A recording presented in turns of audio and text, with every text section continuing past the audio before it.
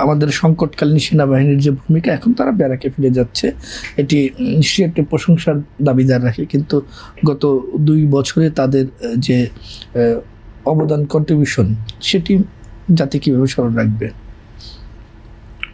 Military সেই মুক্তিযুদ্ধকালীন সময় থেকেই তাদের একজন চৌখস সহকর্মী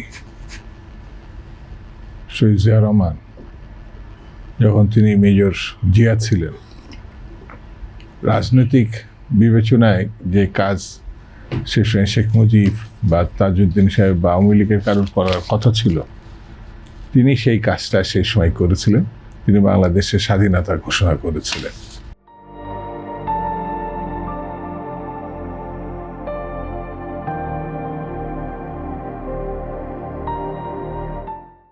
এবং এই মুক্তিযুদ্ধে বাংলাদেশের সাধারণ মানুষের সঙ্গে, ছাত্র জনতার সঙ্গে সেনাবাহিনীও সরাসরি অংশগ্রহণ করেছিল।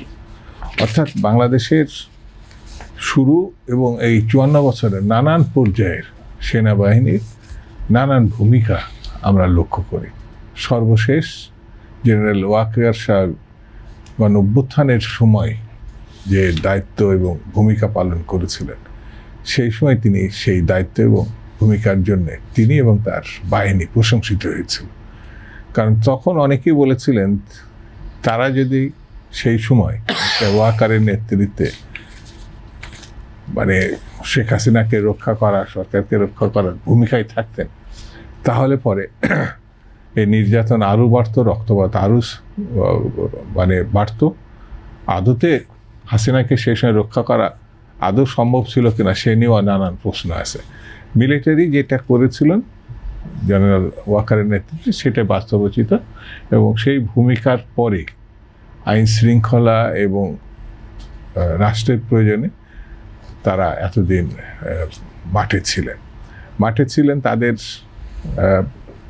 পুলিশের কিছু দায়িত্ব তারা পালন করেছেন, অর্থাৎ ম্যাজিস্ট্রেট পাওয়ার ধরা বা আইন শৃঙ্খলা প্রতিষ্ঠা করার ভূমিকায় তারা ছিল। এই জন্য আমি জেনারেল ওয়াকার এবং সেনাবাহিনীর সদস্যদেরকে, যেহেতু তারা এখন চলে যাচ্ছে, পুরোপুরিভাবে গণতান্ত্রিক রীতিনীতির বিষয়গুলো, অর্থাৎ পুলিশ, বিজেপি বা যারা আইন শৃঙ্খলা সরাসরি সম্পৃক্ত, তারা ভূমিকা পালন করবে, আমি সেজন্যই তাদেরকে ধন্যবাদ জানাই। বাংলাদেশের সেনাবাহিনী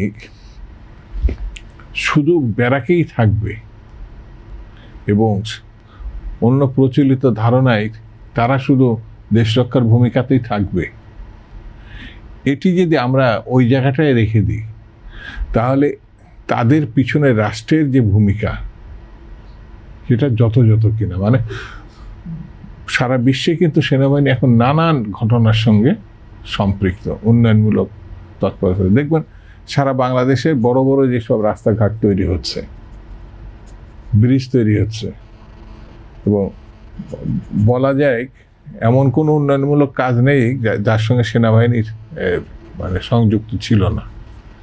কিন্তু তাদের মানে যে দক্ষ বাহিনী, ইঞ্জিনিয়ারিং লাইনে, এমনকি চিকিৎসা ক্ষেত্রেও তাদের যে এই যে এখনও কিন্তু সিএমএসি কিন্তু মনে করে মানুষ ওখানে গেলে চিকিৎসাটা ভালো হবে। তো এইসব বিবেচনায় কিন্তু আমরা সেনাবাহিনীকে রাষ্ট্রের প্রয়োজনে, মানুষের দেশের প্রয়োজনে ভাবতে পারি, আমার মনে ভাবা যেতে পারে। তবে বাংলাদেশের গণতান্ত্রিক রাজনীতিতে বাহিনী কর্তৃক বেশি ঝুঁকে যেতে পড়ে, সেখানে আবার জনগণ বা মানুষ একটু বিচ্ছিন্ন হয়ে যেতে পারে। সেই বিবেচনার থেকে আমার কাছে মনে হয় এখন যে পদক্ষেপটা তারা নিয়েছে, সরকারও সেটি বিবেচনায় নিয়েছে, এটা যথাযথ।